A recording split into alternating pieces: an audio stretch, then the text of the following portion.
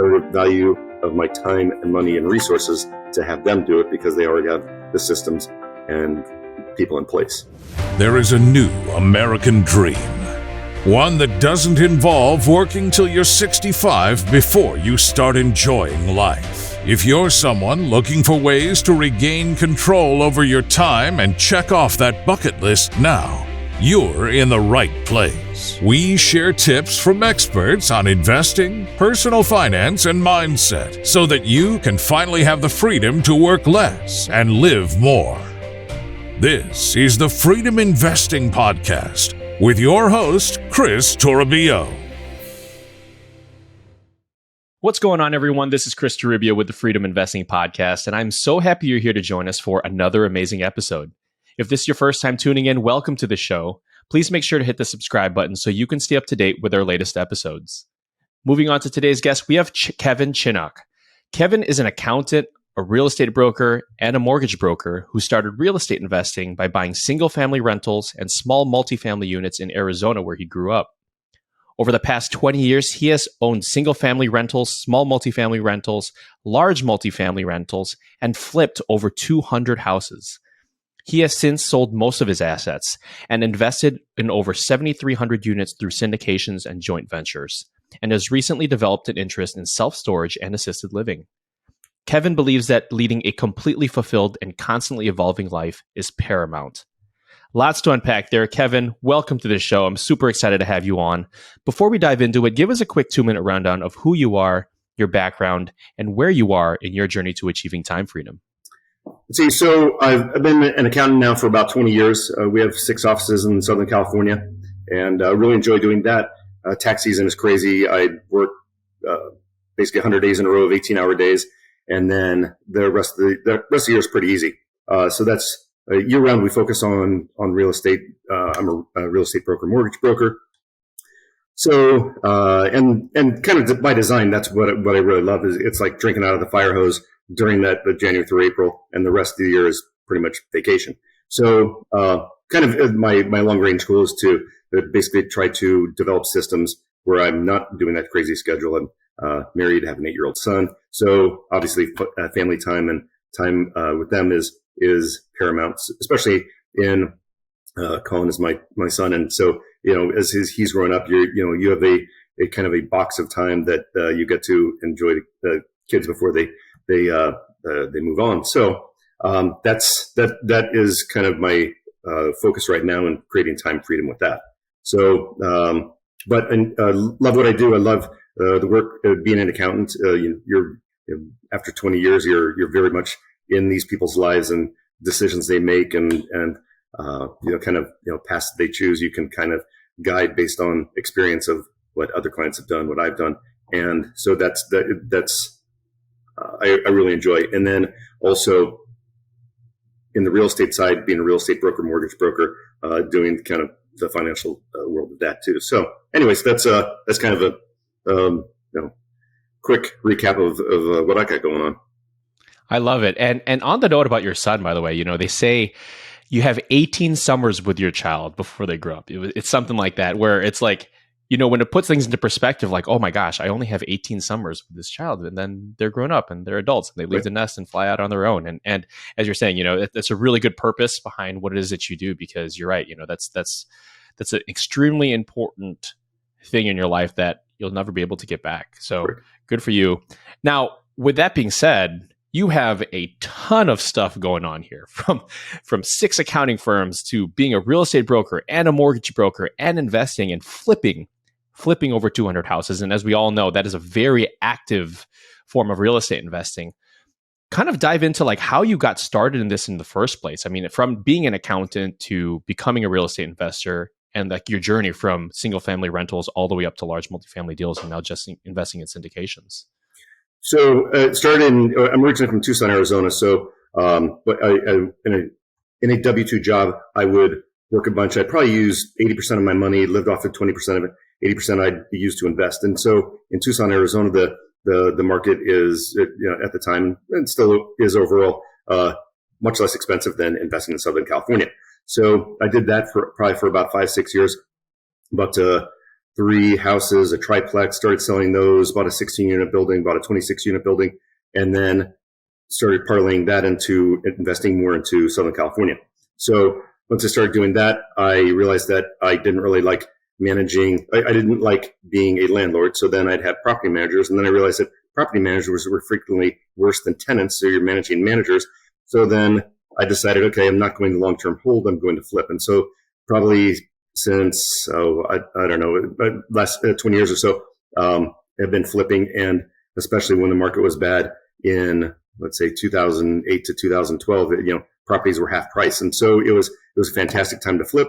And as the market has scaled up in price, I've been doing less and less to the point where now I have 3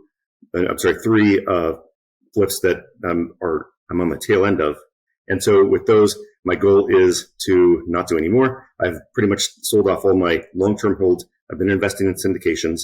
And so is to become much more passive. But even with that said, as I've done that model, now I'm starting to look at, well, what about self-storage? And so ones that you're not really, so you're a landlord, but at a different scale. But then I'm also very interested in assisted living. And that's mainly because I just believe that the elderly are the forgotten society. There's so many programs for everybody else, but there's really not that much attention in society for the elderly. So that's what I'm looking at now. So that's kind of where I'm at right now. Absolutely. And so, I kind of want to go back to the very first part of your journey where you started with single family and then you scaled up to multifamily and then started getting up to large multifamily. For many people, that in and of itself is a huge undertaking, going from a single family unit, then going to a triplex, then going to like 16 unit, then a 20 plus unit. I mean, what kind of strategy did you use to scale and over what period of time did that scale kind of actually happen? It was over about 5 or 6 years.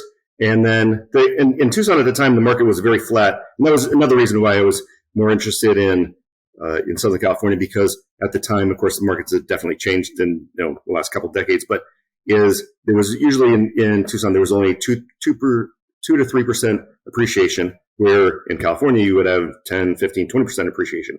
But you were positive cash flow in Arizona, and usually your negative cash flow or best case scenario break even in California. So I thought, okay, you know what? I'm going to change the model. I like the cash flow, but I really would like to have more of the appreciation, the equity side of it. So then I did that for a number of years. If I was to go back in time, I probably should have been burring these, doing the burr method and holding these and refinancing and so on and so forth. But I didn't. And so, but a lot of opportunities, a lot of great experience I learned from that.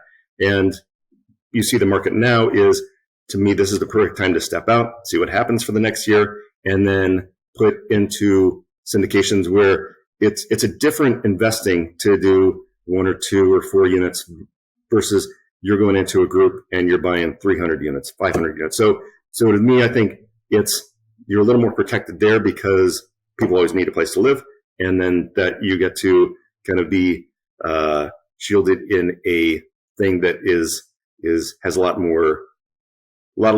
less downside to it than the potential of the risk on the smaller stuff. Absolutely. We talk about, why we went ahead and wanted to scale up with larger deals at the first place too, is because you can benefit from the economies of scale. Let's say you have a single 3-unit property and one person moves out, you're already at a 33% vacancy. You take that same property, or you take that same amount of tenants that moves out, let's say it's a 100-unit property, now you're just down to 1% vacancy.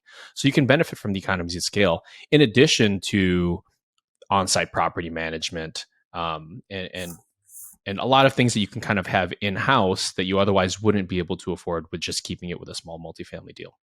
And so that's great. And so here's the thing though. So you're investing in real estate over the span of all these years. You're also an accountant. You've built and owned, 6 businesses from accounting as well. But you also went ahead and became a real estate broker and a mortgage broker. Can you kind of tap into why you decided to go down that route as well? In some ways, actually, my grandfather was in Chicago when and kind of in our family history, it's a lot of real estate. So he was actually the president of the National Association of Realtors back in, a million years ago. So you're probably in the 20s, 30s. And so like the conversation of real estate has always kind of been in our family. And so, but the other part of it is I wanted to do it because I was flipping so many houses. It's like, okay, I didn't want to give that commission, at least, or half of it. So I got it for that reason. And then as I did that for a number of years, probably another 10 years, I realized, wait, as an agent, I'm giving a lot to the broker too. So then I got my broker's license. And so some of it was for that purpose. I had tax clients who they would ask me, if I could represent them in real estate. And so then it was just kind of serving them at that level. And I felt that a brokerage would be better. So that's basically why I was an agent for about 10 years and then got my broker's license. So that's kind of the path to real estate, or why I got the agent license and the broker license. Gotcha. So now when it comes to managing your time throughout this entire situation, right? So you're actively investing, you're flipping these homes, you're running all of these accounting businesses, as well as representing some of your clients on the brokerage side. What did your schedule kind of look like, especially during those tax season months where you're working, as you said, 18 hours a day, for around 100 days or so? Like how did you go about managing your time and managing these projects while you were doing that? So I had to be much more deliberate in how to delegate, how to set up systems. So it was, although I think it's something I kind of got late to in my business model, is that it took me a little longer to figure out, hey, listen, I can't do it on my own or with one or two people. Like, so when it's off season, I have about 3 to 5 people helping me. When it's tax season, we have about 40. So you have to basically scale and descale based on the level of business. So I quickly learned that in order to do that, I had to, delegate and put those systems into place. And as I say that, I'm still learning every day what's the best way to do that, because it's a constantly evolving business. Gotcha. So can you kind of dive deeper into that? Like, so for instance, when it came to flipping your single family homes, what type of systems did you kind of have in place to manage these? And were these properties that you were flipping even close to where it is that you lived, or were you managing these from a distance? Let's see. So that was another thing. I've owned properties in Georgia, Texas, Arizona. And so what I realized is, especially go back to when I was talking about property managers, is there's a lot of deception, a lot of problems when you're away. You have no idea whether this expense is actually a real expense. And so what I found is it's always better to invest in something that's usually within an hour away from me. On a smaller scale. On a bigger scale, it doesn't matter, because it's a different property manager that manages 300 units versus 2 units. And so it's somebody with a greater level of professionalism, has a greater staff, or a greater number of staff, and so there's more accountability. So with that is that's kind of how I've done it so far, is in the difference between small and large scale. Gotcha. Yeah, then there's a lot to unpack there, right? Because, when it comes to actively investing, you have you're managing contractors, you're trying to figure out finishes, you're trying to, underwrite deals and find new acquisitions as well. Because once you stop flipping that single family home, the moment you stop, you have to find another source of revenue in order to generate by either purchasing another home or purchasing another rental property. And so, which asset class so far, can you kind of break that down into like what type of your experience has been when it came to single family rentals as opposed to flipping or small multifamily? Kind of describe kind of what that experience has kind of looked like between all of those. Let's see. So I started with I've kind of done both. I haven't flipped a lot of multifamily. So the flipping has typically been houses, maybe some duplexes. But so also what I found out early is that as a project manager, I'm pretty good, but other people do it better. So actually, I have my brother-in-law. He's fantastic at it. So also in the learning of how to delegate, how to create systems, is that he's much better at systems with project management with flipping. So I've probably personally done maybe 50 or 150 or 175 myself, and then I realized that he is excellent at it. So he's also a real estate agent in Southern California. So we basically work together. I find the property, I buy the property. Sometimes he's finding the property, and then he just takes the project over to completion. So, and then we have basically a split that we do from that. So And based on that agreement, he already has people in place. He does it for other people. He does it for himself. And so he's excellent at it. I am focused on kind of being more in the visionary. So is find the deals, focus on the business overall on the macro level, and then the kind of the minutia of it is that I realize that that's not my skill set, and so somebody with a better skill set should be doing it. I love that. You know, we've read this book and we talk about this all the time on this podcast, and that's a book by Dan Sullivan called Who Not How. Right. And if you read that book, along with Rich Dad Poor Dad, both of those books, we always say that it's been some of those impactful books in our business, because you start to understand that instead of trying to ask yourself, how do I get this done? You kind of have to figure out who is better at me at getting this done, and how can I find that person to put them in this place to achieve whatever it is that I need to achieve at the time. That's important. And so at this point in time, you've obviously experienced a great load of success over the past 20 years between all of these different types of ventures through real estate as well as through your business. But then you divested, right? You sold most of these assets. I guess what kind of drove you to selling off most of these assets, investing passively into syndications and joint ventures at this time? So basically what I was doing versus what syndications were doing. So syndications will promise things, but then it's also important to see what has happened full cycle.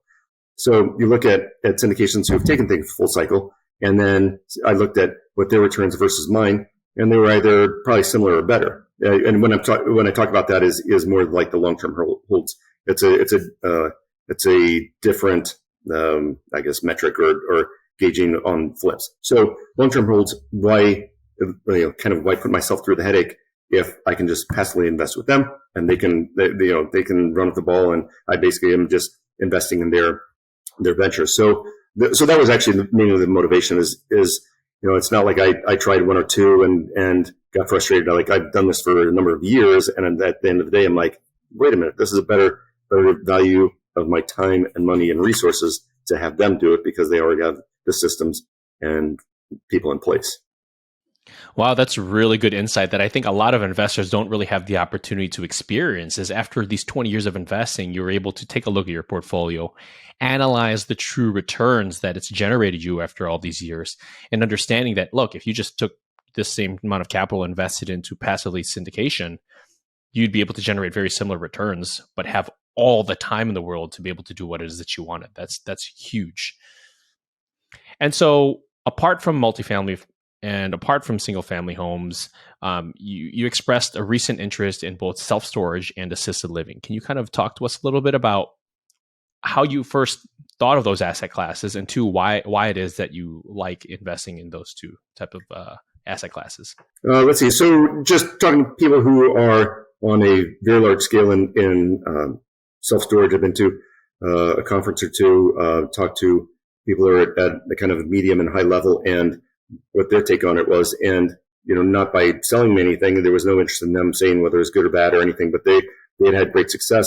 And, of course, they had gone through the trials and tribulations of trying to figure out what all the good, bad, and the ugly of it is. So, one of I think in both those asset classes is, which is different than residential, is where's their oversupply and undersupply. And that's tough to gauge, but there's resources out there where you can find that out. Because with multifamily, it's pretty much people always need a place to live, but you can have an oversupply of self-storage or an oversupply of assisted living. So what I'm looking for right now is to figure out where's the best place and where is the greatest resource or where's the greatest need for that resource.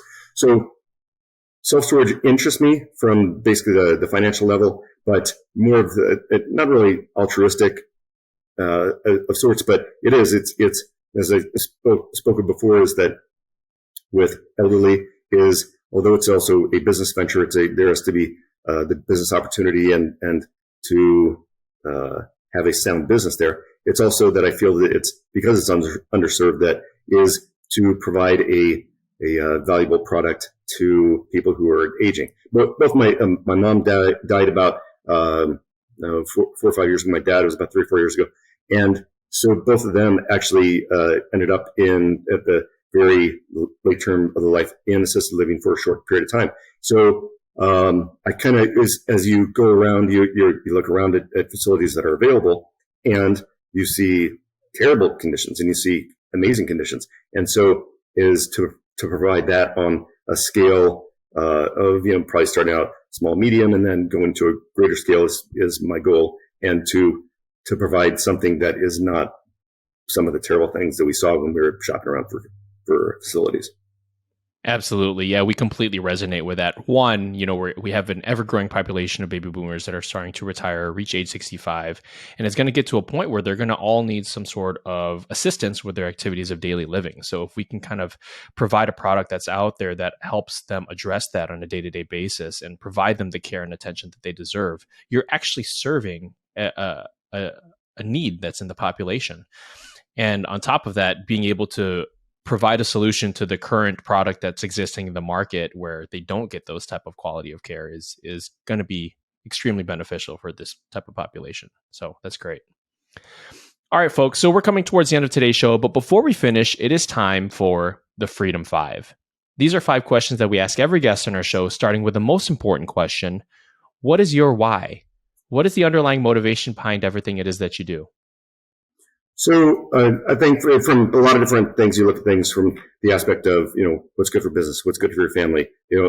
Are you, does it help or hurt your health? Does it accomplish things spiritually? So you look at kind of the whole gambit of things. So what is my why is that I kind of ask all those 4 things is how will this affect, will it improve business and everybody related to it? The customer, the people who are working within the business, and you provide value and opportunity for both of them. Does it affect the family? Does it help or hurt the family? If it hurts the family dynamic, then it shouldn't be done or should be minimized. And then the other thing is, will it affect my health? Because it doesn't help if I'm working so much that you have to have good health in order for you to progress, and then finally, is spiritually, does it take away from what should or shouldn't be being done in the world and society? So I kind of use all 4 of those tests, and then that's basically what my why is. I love that. That's really good insight, and also kind of taking into account what your situation is and making sure that you're spending the highest and best use of your time doing things that you need to do. Number 2, what book has had the largest influence on your life? Let's see. Or just influence. One that just front of mind right now is Die with Zero. And so it's an interesting book. Basically, it talks about,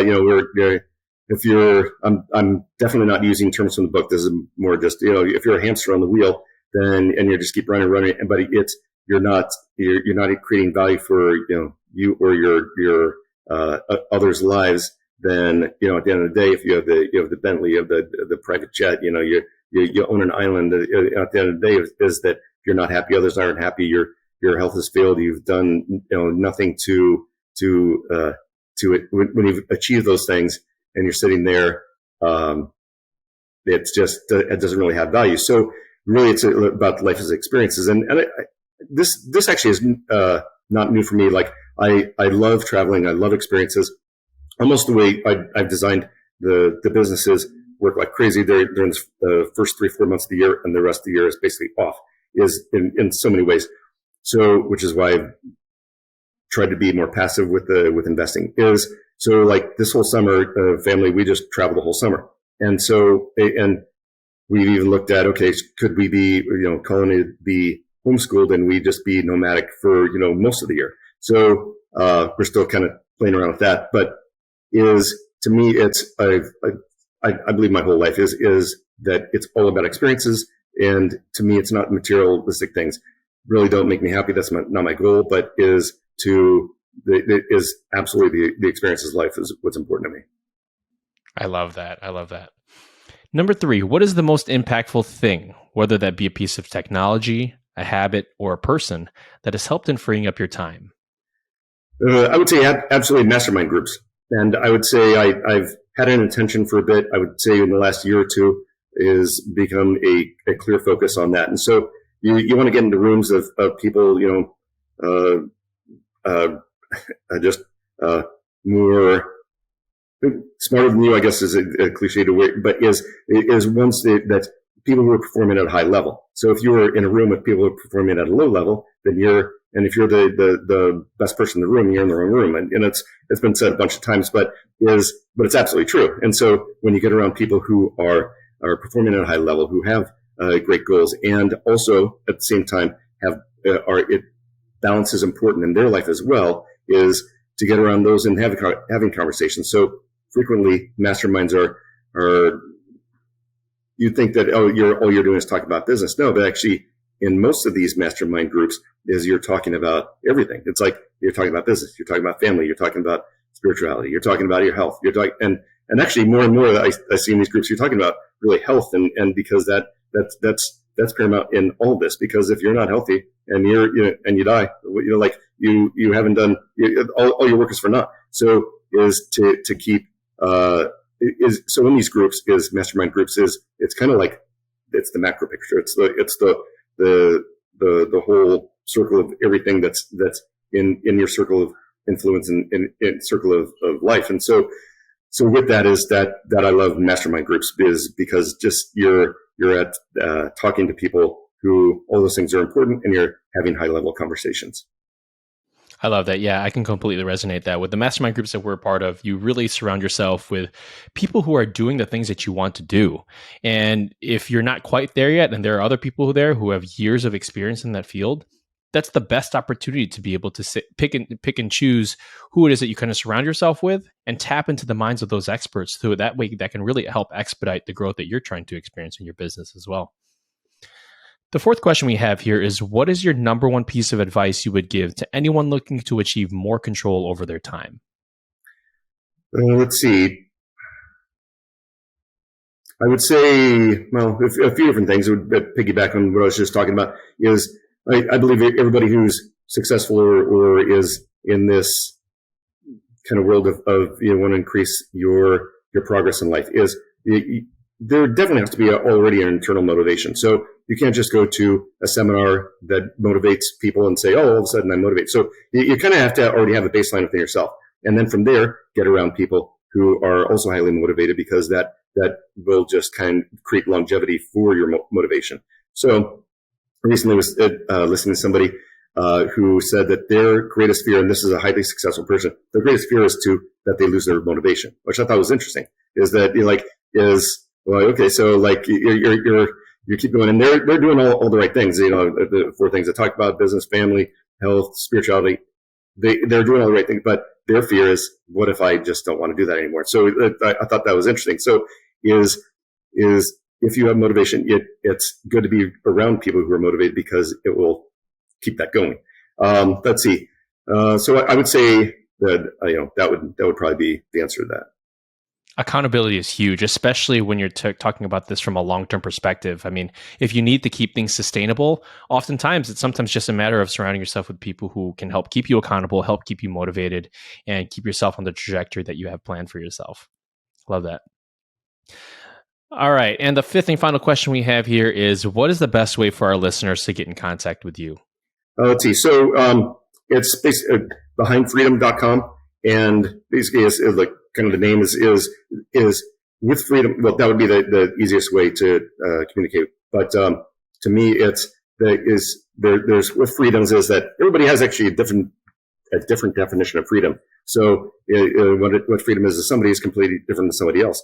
So with that is you should figure out, I want freedom in this area of my life, and then how do you get there? So anyways, that's how you get a hold of me, is at behindfreedom.com. Love that. Everybody make sure to check that out if that's something that you're looking for in your life. And Kevin, I just want to thank you for a ton of great information that you share with our listeners. I really liked how you talked about how you went about scaling from your being an accountant, owning all these businesses, to scaling into real estate, single family, small multifamily, large multifamily, and flips. I liked how you talked about systematizing and leveraging the expertise of others in order to help yourself grow, so that way you can manage your time effectively, as well as sharing how you go about taking inventory of your time and making sure that you are able to lead and live a life that is consistent with what it is that you desire. So I just want to thank you again for being a fantastic guest, and I look forward to remaining in touch. Thanks for having me. Now, if you like this show and want to learn more about how we can help you free up your time through passive real estate investments, check out www.freedominvesting.com. Make sure to subscribe to our monthly newsletter and schedule an introductory call with our team.